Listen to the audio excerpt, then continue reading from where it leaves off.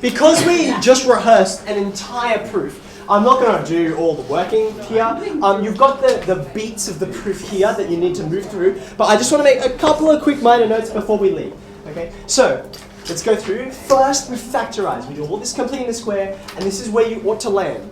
Okay, you read off the easy features. Yes, that's fine. You pop those easy features there, a and b, into b squared equals a squared 1 minus e squared. And that gives you an eccentricity. Now, I'll just make a quick note. Whether you left it as root 8 on 3, or you simplified it as a 2 root 2 on 3, is not the issue. Like, you probably should simplify, as you'll see later on. That makes things a fraction simpler later. Like, literally a fraction simpler.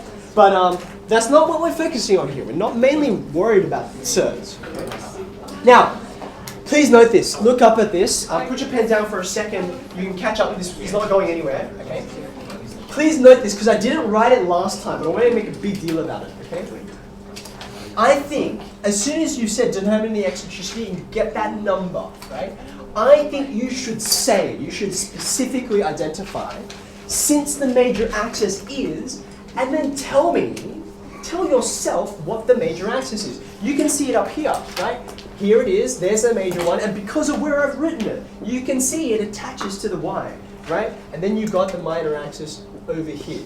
I hope you can sense my frustration at the hundreds of students I have marked where everything is fine, but they don't even think to work out which one is major and which one is minor. So then they completely just screw the pooch on this. So I'm going to say, since the major axis is vertical, and I make a big deal about it, right? That's my gate into saying, well, now I know which forms I should use, right? The plus or minus is going to be happening on the vertical axis, on the y. That's why it's there, okay?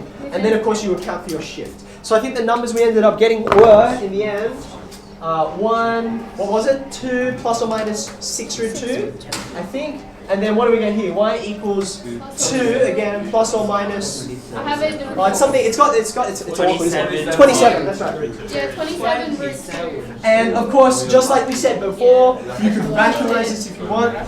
27 root 2 on 4, but it's neither here or there. You've done the hard work, and by this point, you've definitely got 4 marks.